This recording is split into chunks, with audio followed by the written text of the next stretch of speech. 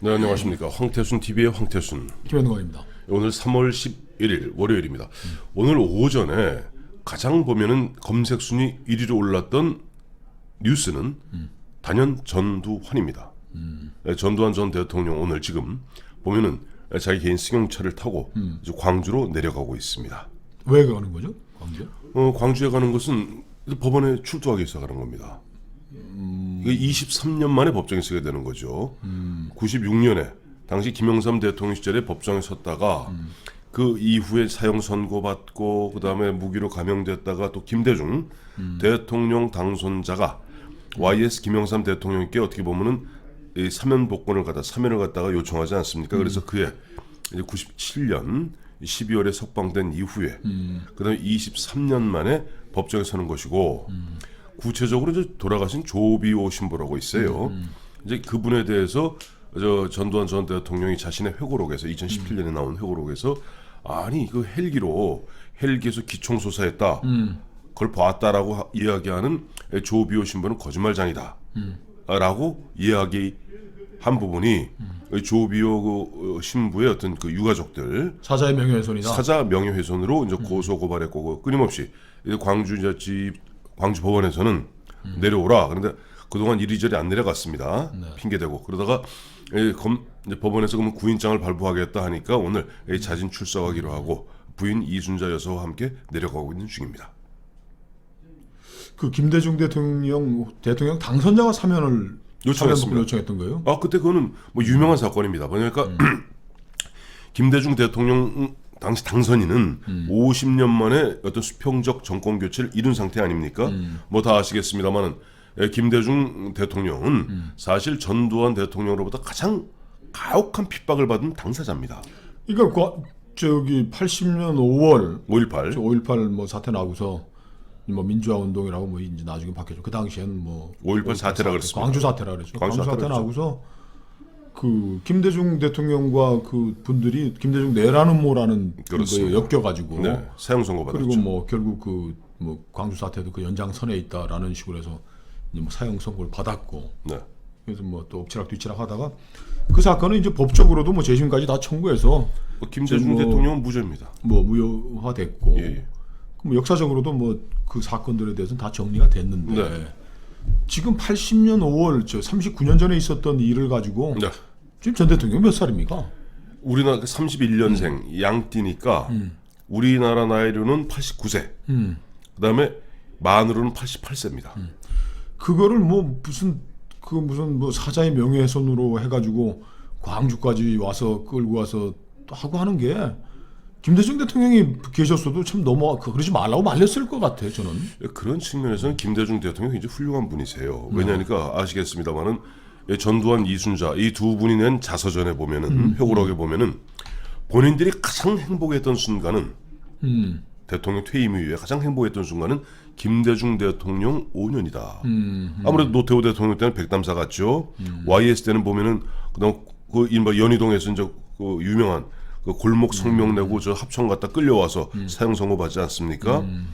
DJ 대통령 때 빼고 나중에 뭐 노무현 때는 좀 굉장히 보면 조금 보면 여러 가지 압박을 받았고 이명박 때는 뭐 대면했습니다만은 또 박근혜 대통령 때 와서는 이른바 전두환 특별법 만들어서 뭐 재산을 탈탈 털지 않았습니까? 그러다 보니까 그 전두환 이순자 두 네 분 이야기는 김대중 대통령은 재임 기간 중에 꼭 보면 때때로 보면 전직 대통령들 다 청와대로 초치해서 부부 동반으로 이야기도 나누고 또 나라에 어려움이 있을 때마다 전임 대통령들의 어떤 고견도 듣고 하는 이른바 전직 대통령 문화를 갖다 만든 사람은 김대중이다. 그래서 참게 아이러니예요. 제가 그 기자하면서 김대중 대통령이 92년대에서 패배하고 93년 정계복귀 모색할 때 인터뷰를 뭐 동교동 자택에서 상당히 길게 얘기했고 뭐 그러다가 뭐 여러 번 뵙고 대통령 퇴임하고 나서도 그 박지원 전 비서실장 주선으로 해서 그 동교동 사저에서 퇴임하시고 나서 인터뷰도 상당히 길게 했고 그때 월간 조선에 계실 때죠. 월간 조선에 있었을 때죠. 93년에도 이제 동교동에서 하고 그러면서 제가 야 참 대단한 양반이다. 대단한 풍모의 정치인이다 생각을 했던 게 93년에 집요하게 물었던 게 네. 그 광주의 한 또 계속 뭐 소수 정파로서 또 뭐 끊임없이 호남의 적자로서 네. 뭐 이렇게 홍주에 몰려가고 있는데 저 기자 쓸 때는 그랬죠. 아니 저 김대중 총재님께서 대통령 되면은 네. 두려워하는 사람이 너무 많다. 정치보복 100% 할 거라고 그러는데 이런 의구심을 떨쳐내고 그때 93년에는 이제 7년 준비할 때니까 그 어떻게 하겠습니까? 김대중 대통령이 참 그런 얘기해야 돼. 춘향이의 한은 이몽룡 암행의사 이몽룡을 만남으로써 다 풀어지는 거고 신봉사의 한은 눈을 뜨고 자기 딸을 끌어안으면서 되는 것이지 이 김대중이가 대통령이 되면 호남의 한이 풀리는 거고 하는 것이지 그럼 내가 대통령이 됐는데 왜 내가 정치보복을 하겠습니까? 라고 정말 피를 토하듯이 얘기하시는 기억이 나요. 저는 그래서 그런 면에서 그 DJ 대통령, 김대중 대통령, 뭐 저희는 그 당시 이제 자민련에 속해 있었습니다만 저는 그 DJP 공동정권 아니었어요. 그러면서 저는 뭐 직간접적으로 사실 김대중 대통령 되시기 전에 한 7차례 뵐 기회가 있었어요. 근데 그 이후에도 아까 말씀하신 대로 김대중 대통령 된 다음에 제일 먼저 한 게 뭡니까? 박정희 대통령 기념관 추진 사업을 했습니다.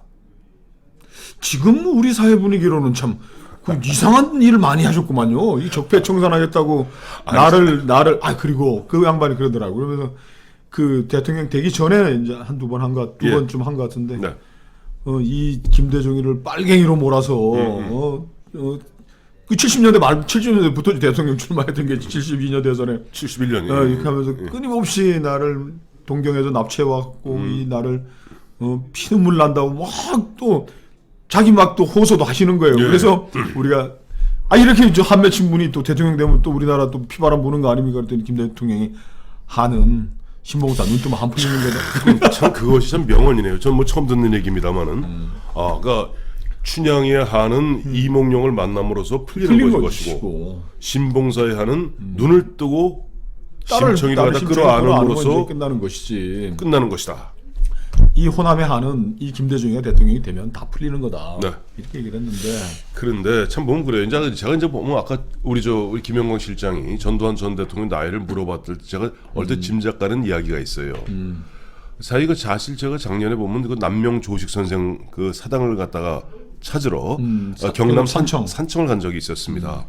이건 뭐 아시겠습니다만 남명 조식이 어떻게 보면 수제자를 할 수 있는 분이 정인홍이라는 사람이 있습니다. 정인홍이라는 사람은 그야말로 임진왜란 때 의병장으로서 그 곽재우 뭐 이런 사람들하고 다 보면 다 연결되는 사제 사형관이에요. 그렇죠. 그랬던 분인데 그 서인이 집권하는 것이 1623년에 인조반정 아닙니까?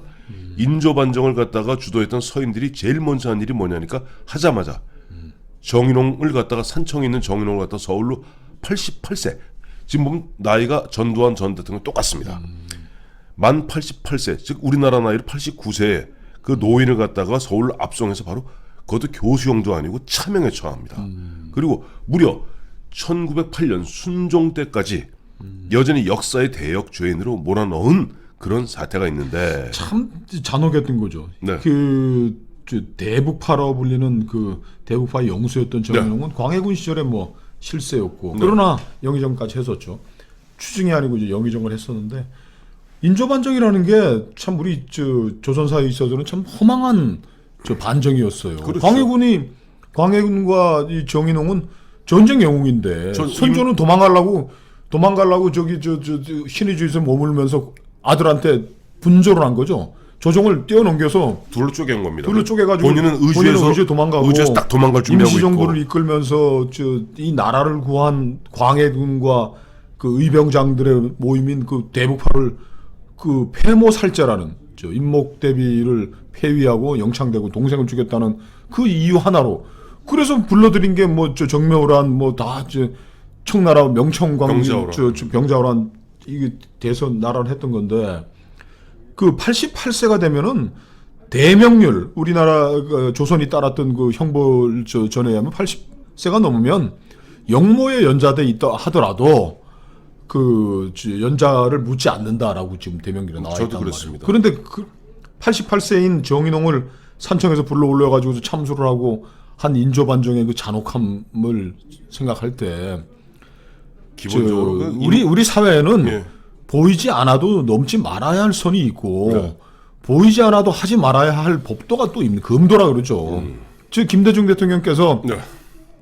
본인이 광주 민주화 운동의 가장 큰 피해자로 사형 선고까지 받고 정말 빨갱이라는 저 누명을 쓰고서 저 피눈물 나게 해서 97년에 대통령 되고서 그분이 전직 대통령 전두환을 예우하고 사면 복권을 요청했다는 그 정신을 화해와 용서라는 게 법으로 할 수 있는 게 아니지 않습니까? 저는 오늘 그 가면서 우리 정치가 김대중 대통령이 대통령 당선됐던 97년으로부터 20년 후인데 그거보다 한 40년 후퇴해서 해방 전국의 좌우익 투쟁, 남로당과 뭐와 뭐 싸우던 그 공간, 해방 공간으로 지금 넘어가는 것 같은 생각이 들어요. 정확한 지적입니다.